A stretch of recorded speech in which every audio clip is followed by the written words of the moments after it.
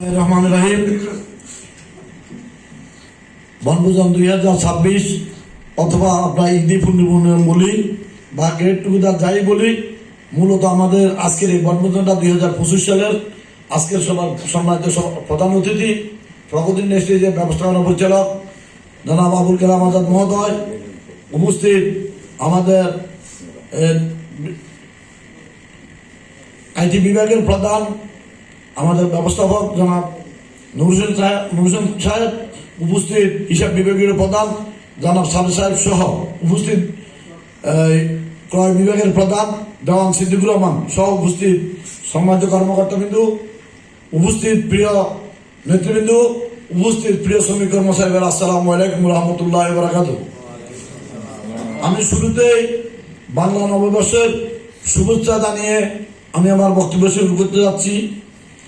আমি আজকে গত 2024 সালে আমরা যে বনভোজন করেছিলাম, সেই বনভোজনে পর আমরা 2025 সালে যে বনভোজন করার কথা ছিল, সেটা আমরা দেশের রাজনৈতিক পরিস্থিতি বিভিন্ন কারণে আমাদের চেয়ারম্যান মহোদয় এবং কোনো অবস্থাতে এই বনভোজন করার পক্ষে না।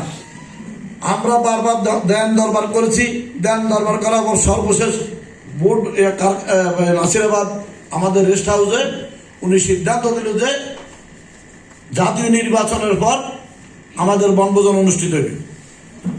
তারপর আমি বললাম যে স্যার, জাতীয় নির্বাচন 12 ফেব্রুয়ারি, তাহলে আমার 25 সালের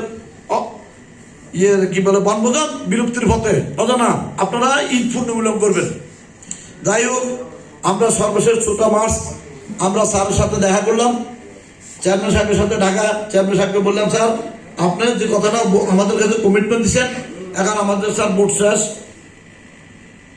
রমজানের শেষ পর্যায়ে, এখন স্যার আপনি আমাদেরকে বনভোজন করাটা অনুমতি দেন। স্যার আমাদেরকে অনুমতি দিলেন এবং বললেন যে আপনারা এমডি সাহেবকে বলেন। আমরা যথা নিয়মে ঢাকা অফিসে আসলাম, এমডি সাহেবের সাথে ইফতার করলাম, এমডি সাহেবকে রিকোয়েস্ট করলাম, এমডি সাহেবের কাছে দেখা যাক। এরপর বোঝা গেল